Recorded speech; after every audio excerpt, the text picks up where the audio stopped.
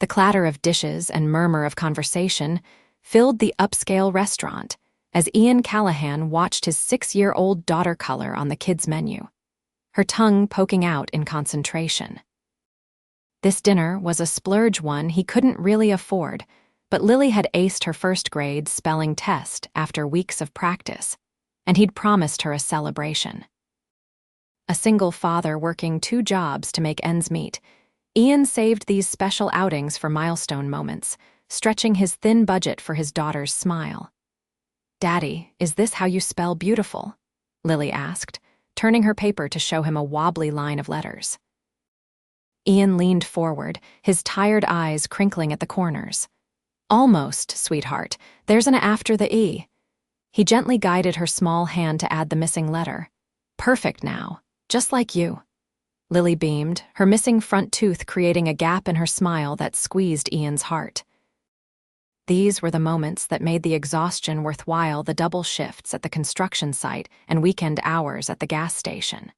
The nights spent patching together broken appliances in their small apartment, and the creative budgeting that sometimes meant skipping meals so Lily could have what she needed.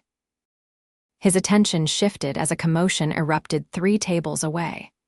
A waiter, tall, thin, with a pinched expression, was speaking to a woman seated alone in hushed but clearly hostile tones.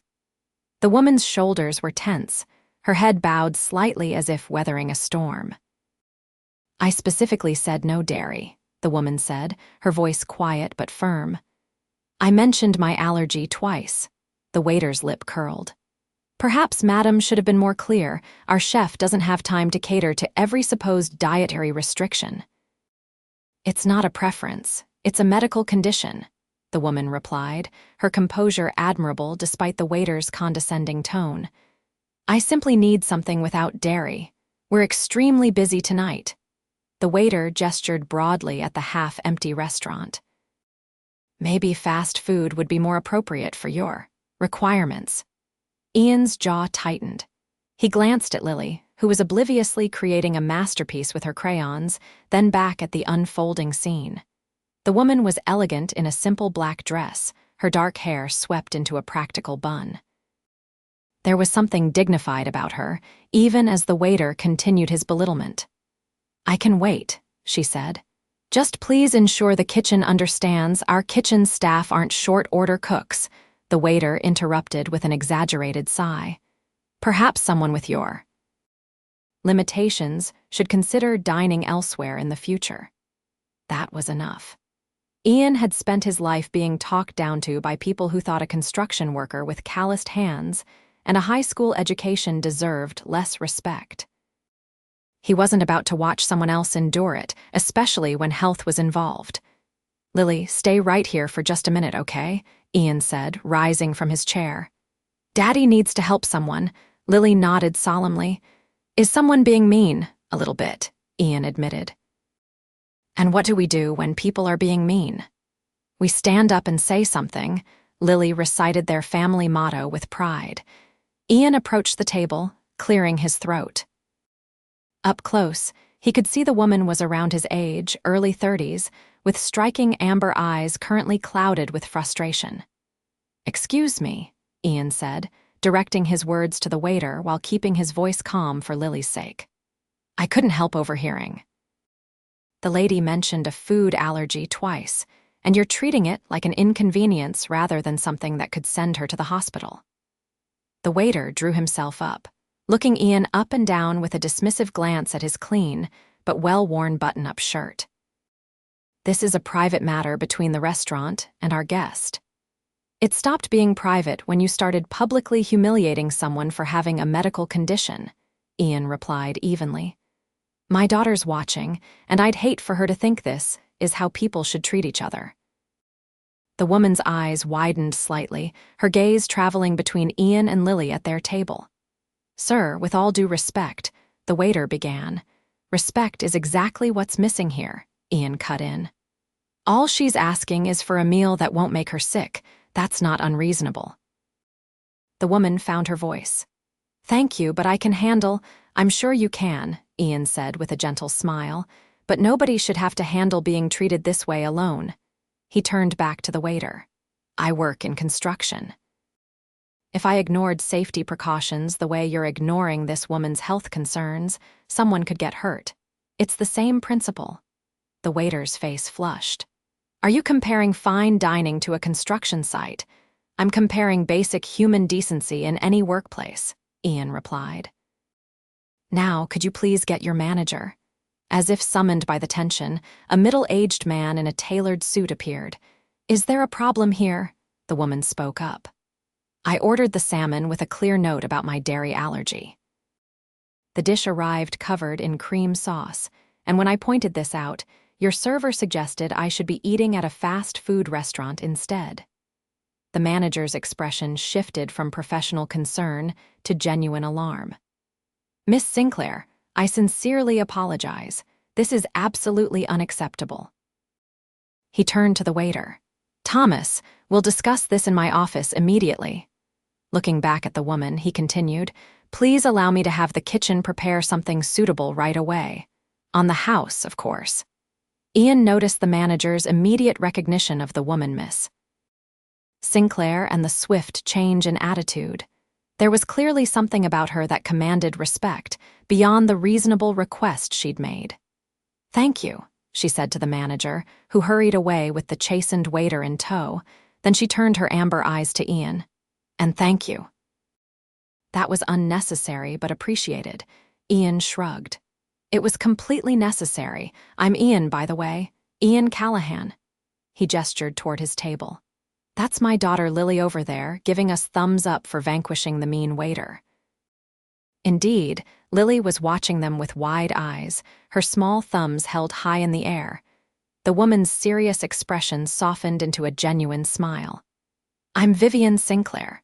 Would you and your daughter like to join me? It seems I'll have a table full of dairy-free options, and it would be a shame to eat alone. Ian hesitated. We wouldn't want to impose on your evening. You already imposed in the best possible way, Vivian said, her smile reaching her eyes. Please, I'd enjoy the company. After a moment's consideration, Ian nodded. Let me get Lily. He returned to his table, explaining to his daughter in simple terms that they were going to join the nice lady he'd helped. Lily gathered her crayons and coloring page, skipping alongside her father. Did you save her from the mean man, Daddy? Ian chuckled. The mean man just needed a reminder about being kind. We all forget sometimes. As they settled at Vivian's larger table, Ian couldn't help but notice the quality of her watch and the subtle designer label on her purse, small indicators that suggested she operated in a different financial sphere than his own. But her manner was unpretentious, her attention genuine as she asked Lily about her artwork. That's a beautiful unicorn, Vivian said, studying the colorful scribbles on Lily's paper. I especially like the rainbow mane. It's not a unicorn, it's a dragon, Lily corrected matter-of-factly. See the fire, she pointed to an orange squiggle. Of course, how silly of me, Vivian said with perfect seriousness. An excellent dragon. Ian watched their interaction, struck by how naturally Vivian spoke to his daughter without the condescension adults often used with children. So, what brings you to dinner alone on a Friday night? He asked when Lily returned to her coloring. Work, unfortunately, Vivian replied, a hint of resignation in her voice. I was supposed to meet a client, but they canceled last minute. I decided to stay and eat anyway, rather than face my empty refrigerator at home. I know that feeling, Ian said with a laugh. Though for me, the empty refrigerator is usually because Lily has decided yogurt is the only acceptable food for 3 days straight. Vivian laughed, a genuine sound that transformed her composed features. What do you do, Ian? Besides rescuing women from rude waiters, I mean. Construction supervisor by day, gas station attendant by weekend, he replied without embarrassment. Single dad 24/7. Something shifted in Vivian's expression, not pity, which Ian had grown to recognize and resent, but a kind of admiration. That's impressive. Lily is lucky to have such a dedicated father. I'm the lucky one, Ian said, watching his daughter concentrate on her drawing. She makes it all worthwhile. Their conversation flowed easily as the manager personally delivered a series of exquisitely prepared dishes to the table, each one guaranteed dairy-free. Ian noticed how the staff now moved with exceptional efficiency around their table, and how several other diners glanced their way with curious expressions. "I hope you'll both try everything," Vivian encouraged, gesturing to the abundant spread. "Especially since this appears to be significantly more food than I ordered." Lily needed no further invitation, eagerly sampling the colorful vegetables and pronouncing the dairy-free chocolate dessert even better than regular chocolate. Ian was more reserved, not wanting to take advantage of Vivian's generosity, but she insisted with such warmth that he eventually relented. As they ate, Ian learned that Vivian worked in business, though she was vague about specifics. She asked thoughtful questions about his work, his challenges as a single parent, and his aspirations. When he mentioned his dream of one day having enough savings to start his own small construction company, she listened intently, asking surprisingly insightful questions about market segments and financing options. "You seem to know a lot about business startups," Ian observed. Vivian shrugged modestly. "I've picked up a few things over the years." By the time they'd finished eating, Lily had grown sleepy, curling against Ian's side with heavy eyelids. "We should get this little dragon artist home to bed," Ian said, gathering their things. "Thank you for sharing your meal with us, Vivian. It was the highlight of our week." "The pleasure was entirely mine," she replied, watching as Ian gently roused Lily. "Actually, I'd like to thank you properly. Would you consider meeting for coffee sometime?" Ian paused, surprised by the invitation and his own immediate desire to accept. "I'd like that." They exchanged phone numbers, and as Ian carried a drowsy Lily toward the exit, he couldn't help feeling that something unexpected and potentially wonderful had just entered his life. The next morning, Ian woke to a text from Vivian suggesting coffee that afternoon at a small cafe near the community park. He'd already promised Lily a trip to that very park, so the timing was perfect. With a mix of anticipation and nervousness, he replied with an acceptance. The day was bright and mild as Ian pushed Lily on the swings, her delighted squeals carrying across the playground. His mind kept drifting to Vivian, her warm laugh, intelligent eyes, and the graceful way she'd handled the restaurant incident. There had been an immediate connection between them, something he hadn't experienced since his wife's death 4 years ago. "Higher, Daddy," Lily demanded, pulling him back to the present. "Any higher and you'll be flying, Munchkin," he warned playfully, giving another gentle push. At the arranged time, Ian spotted Vivian walking toward the park's small cafe. Today, she wore casual jeans and a simple blouse, her dark hair loose around her shoulders, looking far more relaxed than the polished woman from the restaurant. Yet something about her still suggested capability and confidence. "Vivian," Lily called out, jumping off the swing and running toward her with the uninhibited enthusiasm of childhood.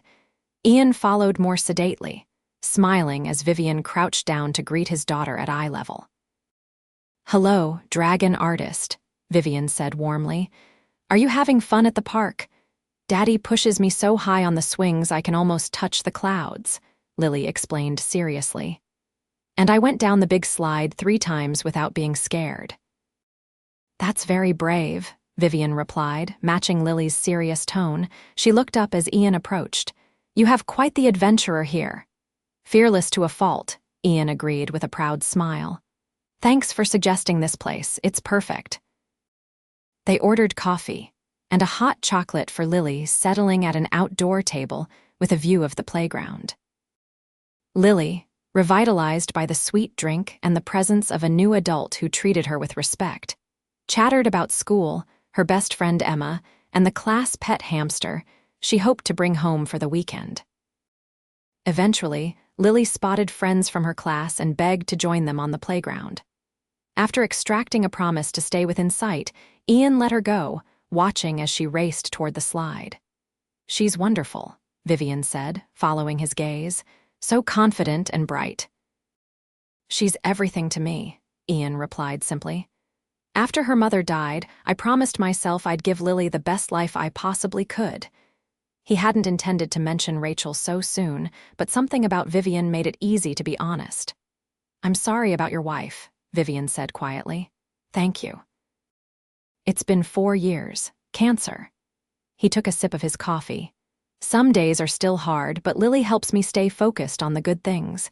Vivian nodded, a shadow crossing her face. My parents died in a car accident when I was in college. Different circumstances, but I understand loss. I'm sorry, Ian said, recognizing the genuine pain behind her composed expression. They fell into a comfortable silence, watching Lily conquer the jungle gym with her newfound friends. Ian appreciated that Vivian didn't rush to fill the quiet with platitudes or change the subject away from the difficult topic of grief. She seemed to understand that acknowledging loss was part of knowing someone fully. So, he said eventually, you mentioned you work in business, but you were pretty vague about the details. Corporate secret, or just not interesting enough for dinner conversation?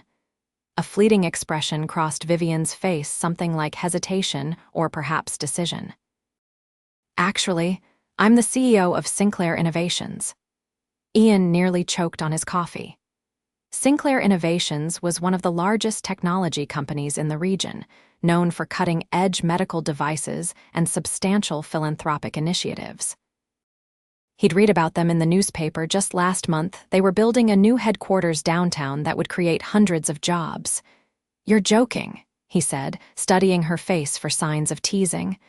I'm afraid not, she replied with a small smile. Is that going to be a problem? Ian considered the question seriously. His pride had always been both strength and weakness. It's surprising, he finally said, but not a problem.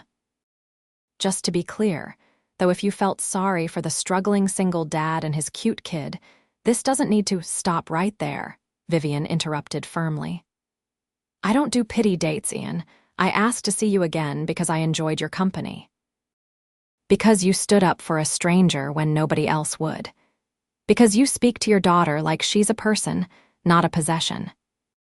And because when I mentioned my empty refrigerator, you laughed instead of offering to stock it for me, which is what most men do when they learn what I do for a living.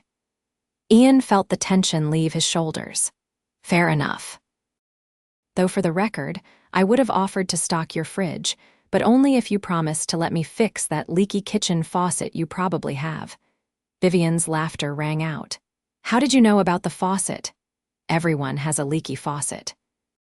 It's the universal constant of home ownership, Ian said with mock seriousness. So, Vivian Sinclair of Sinclair Innovations, tell me what it's like to run a company that probably has more employees than my entire apartment building. Their conversation deepened as Vivian shared the challenges and rewards of her position, the pressure of quarterly earnings reports, the satisfaction of developing technologies that improved lives, and the isolation that sometimes came with leadership. Ian found himself sharing his own professional frustrations and aspirations, surprised by how easily she understood the construction industry's complexities. The thing is, he explained, warming to the subject, there's a real need for renovation companies that specialize in making homes accessible for people with disabilities or seniors who want to age in place. Most contractors treat those modifications as an afterthought, but they require specific expertise. Vivian nodded thoughtfully.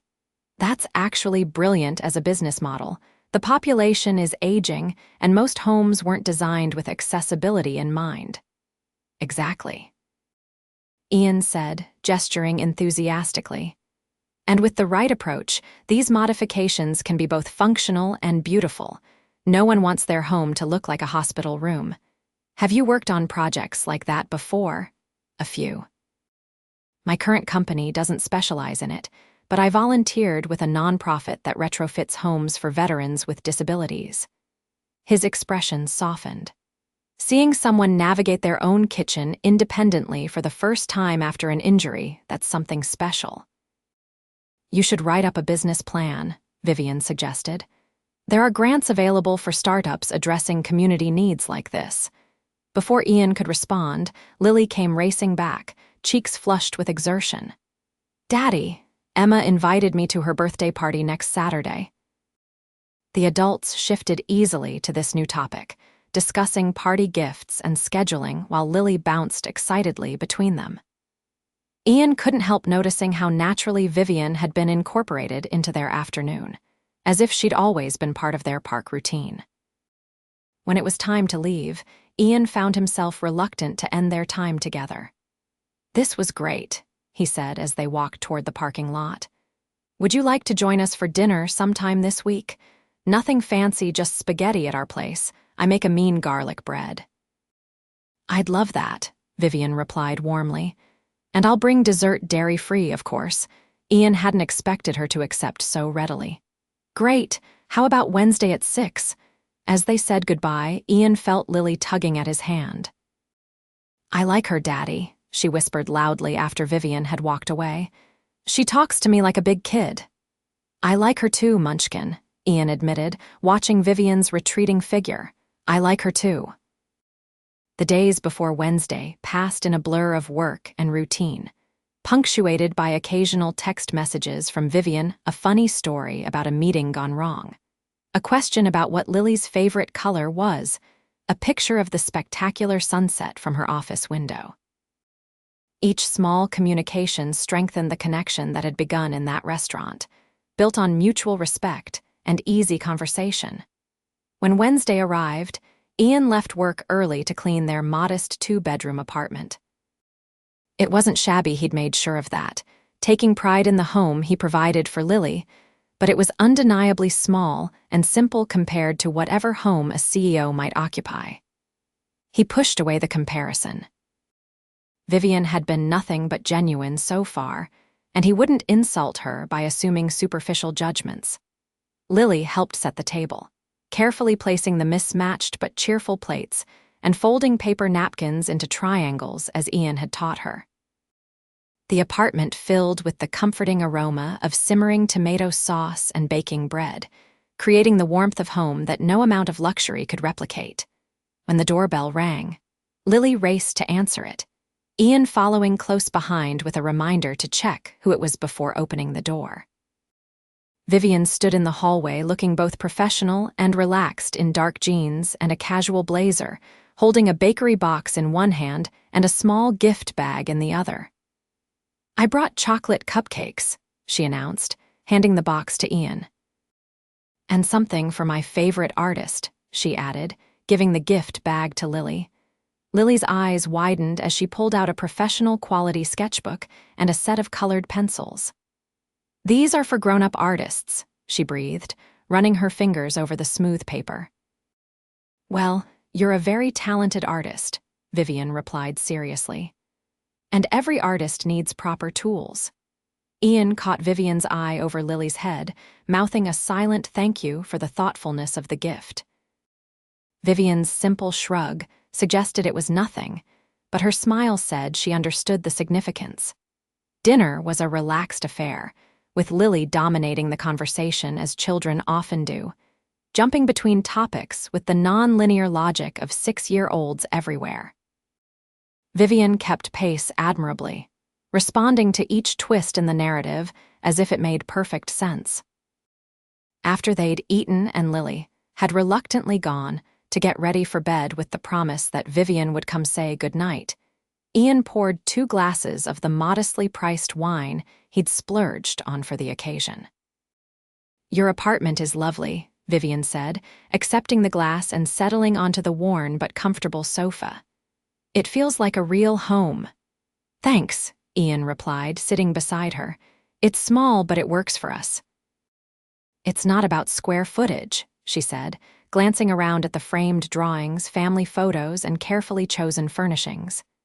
It's about creating a space where people feel safe and loved. You've done that beautifully. Something in her tone made Ian pause. Your place doesn't feel like home. Vivian looked down at her wine glass.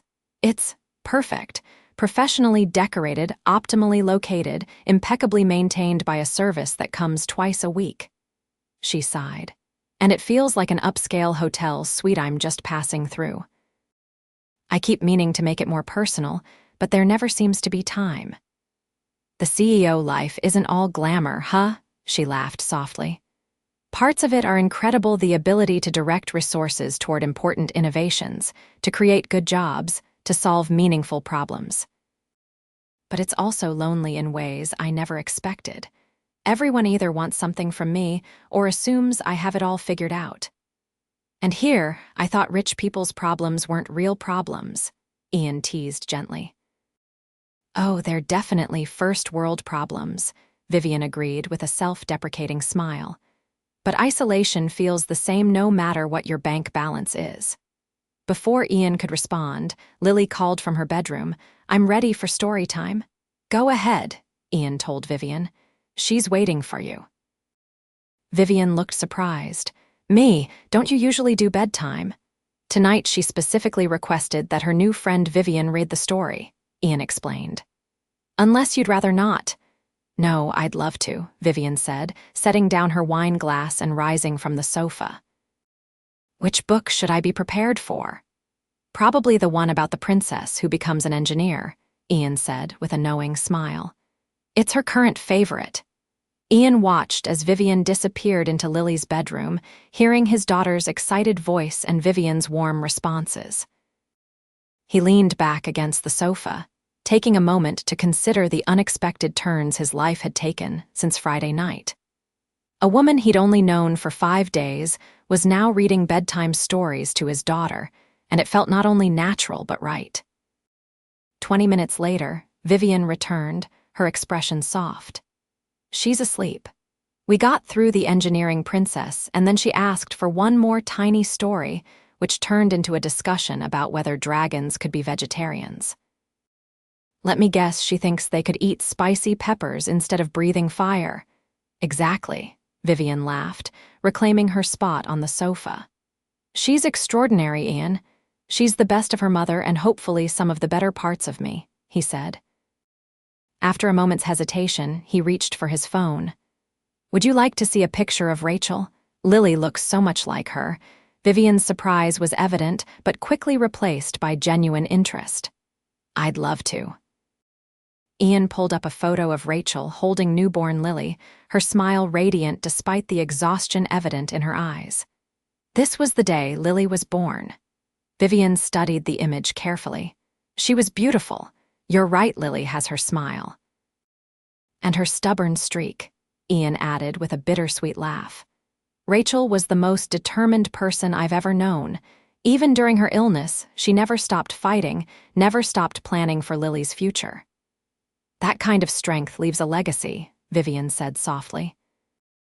It's clear in how confident and secure Lily is. They talked late into the evening, sharing stories of their pasts and hopes for the future.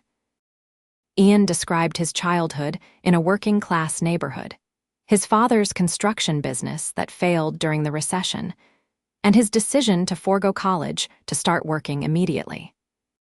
Vivian spoke of the pressure of inheriting her family's company at 25 after her parents' deaths, the business degree she'd earned while simultaneously learning to run a corporation, and her determination to honor her parents' ethical approach to business. It would have been easier to sell the company, she admitted. The board certainly wanted me to, but my father built Sinclair Innovations to create technologies that help people, not just to generate profits. I couldn't let that vision die with him. As the clock approached midnight, Vivian reluctantly said she needed to leave. I have an early meeting tomorrow, she explained, gathering her things. At the door, they paused, the moment heavy with unspoken possibilities. Ian took a chance, leaning forward to kiss her gently. Vivian responded immediately, her hand coming up to rest against his chest as the kiss deepened. When they separated, Vivian's amber eyes were bright. I'd really like to see you again, she said, her usual composure slightly shaken. Good, Ian replied with a smile. Because I'm not done getting to know Vivian Sinclair. Over the following weeks, Vivian became a regular presence in Ian and Lily's life. Despite her demanding schedule, she made time for park outings, movie nights, and impromptu dinners. She helped Lily with a science project, teaching her about structural engineering using toothpicks and marshmallows. She invited Ian to a fundraising gala, quietly holding his hand when he felt out of place among the city's elite. For his part, Ian fixed the infamous leaky faucet in Vivian's sleek but soulless penthouse apartment. He helped her choose personal touches that gradually transformed the space from a showroom into a home. When she mentioned working late into the night, he began texting her reminders to eat dinner and get some rest. They were creating a relationship built on mutual support rather than financial balance. Vivian was careful never to undermine Ian's pride or independence, understanding that his self-reliance was fundamental to his identity. She consulted him before bringing gifts for Lily and respected his insistence on alternating who paid for their dates. Ian, in turn, showed Vivian that accepting help wasn't the same as admitting weakness. When she offered to connect him with a small business development center that could help with his business plan, he accepted gratefully. When she stayed late at the office, he sometimes appeared with a home-cooked meal, understanding that her work was as important to her as his was to him. 3 months after their first meeting, Ian invited Vivian to join them for a weekend at a modest cabin he'd rented for Lily's spring break. The small rustic retreat was nothing like the luxury resorts Vivian could afford, but she packed her bag with enthusiasm, arriving Friday evening with marshmallows for roasting and a new bird-watching guide for Lily. That night, after Lily had fallen asleep in the cabin's small second bedroom, Ian and Vivian sat on the porch swing, wrapped in a blanket against the spring chill. "I have something to show you," Ian said, pulling a folder from beside the swing. "What's this?" Vivian asked, accepting the folder and opening it in the warm glow of the porch light. "My business plan," Ian replied, a mixture of pride and nervousness in his voice. "Callahan Accessible Homes. I've been working with that small business center you recommended. They think it's viable." Vivian flipped through the meticulous financial projections, marketing strategy, and operational framework. "Ian, this is excellent," she said, her professional assessment evident in her tone. "You've identified a real market gap and created a solid plan to address it." "It's still a long way from reality," he cautioned. "The startup costs are substantial, even for a small construction company. I'd need tools, a work vehicle, insurance, licensing, marketing. But achievable," Vivian said with conviction. "Especially with your experience and contacts." "Have you approached any lenders yet?" Ian shook his head. "Not yet. I wanted it to be perfect first." He paused, seeming to gather his thoughts. "Actually, I wanted to talk to you about something related to this." Vivian closed the folder, giving him her full attention. "Sinclair Innovations has a charitable foundation, right?" Ian asked. "The one that funds medical research and community development?"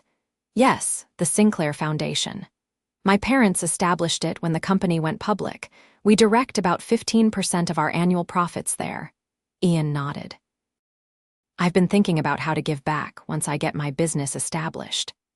I want to set aside a percentage of profits to provide accessibility modifications for families who can't afford them, especially families with children who have disabilities or elderly people on fixed incomes." Vivian's expression softened. "That's a wonderful idea. I thought maybe someday there could be a partnership between my company and your foundation," Ian continued. "You could help identify families in need, and I could provide the construction services at cost, with the foundation covering materials." "Ian, that's brilliant," Vivian said, her mind already racing with possibilities. "We could create a formal program, maybe call it Home Access Initiative or something similar. It aligns perfectly with our healthcare focus, since accessibility directly impacts health outcomes." Ian smiled at her enthusiasm. "I hoped you'd see the potential. It's important to me that as my business grows, it doesn't just benefit me and Lily. I want to create something meaningful." "This is why I love you," Vivian said, the words escaping before she could consider them, They both froze, the declaration hanging in the cool night air between them. "I didn't plan to say that right now," Vivian admitted, a rare blush coloring her cheeks. "But I do. Love you, I mean, you and Lily both." Ian reached for her hand, entwining their fingers. "I love you too, more than I thought possible after losing Rachel." He took a deep breath. "Lily asked me last week if you were going to be her new mom." "She did." Vivian's voice was barely above a whisper. "What did you tell her?" "That I didn't know yet, but that we all needed time to be sure about big decisions like that." Ian squeezed her hand. "I told her that you were very special to both of us, and that sometimes adults need to take things one step at a time." "That was a good answer," Vivian said, leaning her head against his shoulder. "For what it's worth, I think she's the most amazing child I've ever known." "And her father isn't half bad either." Ian laughed softly. High praise from the CEO. They sat in comfortable silence for a while, the porch swing creaking gently as they swayed. "I've been thinking about work-life balance," Vivian said eventually, "about what really matters. The company is important, but it can't be everything anymore." "Having second thoughts about the corner office," Ian teased gently. "Not exactly, but I've been grooming my COO to take on more responsibilities. I'm considering stepping back from day-to-day operations to focus more on strategic direction and the foundation work." She turned to face him. "I want more evenings like this, more weekends, more time with you and Lily." "We want that too," Ian said simply. "Whatever shape your career takes, we'll support you just like you've supported my business dreams." 2 days later, as they packed the car to return to the city, Lily held up a drawing she'd been working on all morning. It showed 3 stick figures, a tall one with brown hair, a medium one with black hair, and a small one with yellow pigtails, all holding hands in front of what appeared to be their apartment building. "That's our family," she explained matter-of-factly. "Daddy, Vivian, and me." Ian and Vivian exchanged glances over Lily's head, a silent understanding passing between them. However different their backgrounds, whatever challenges lay ahead, they had found something rare and precious, a chance to build a family based on mutual respect, shared values, and genuine love. "It's perfect, sweetheart," Ian said, lifting his daughter into a hug while reaching for Vivian's hand. "Absolutely perfect." 1 year later, as autumn leaves drifted past the windows of their new home, a modest but comfortable house they'd purchased together, Ian put the finishing touches on his workshop in the converted garage. Callahan Accessible Homes had completed its first 6 months in business, with a growing client list and 3 employees. The Home Access Initiative, jointly run by his company and the Sinclair Foundation, had already helped 5 families modify their homes for better accessibility. Inside the house, Vivian was helping Lily bake cookies for Ian's birthday celebration. Her role at Sinclair Innovations had evolved as planned, giving her the flexibility to be present for school events and family dinners while still guiding the company's strategic direction. The transition hadn't been seamless. There had been board members to convince, schedules to adjust, and the occasional crisis that demanded her full attention, but the balance they'd created worked.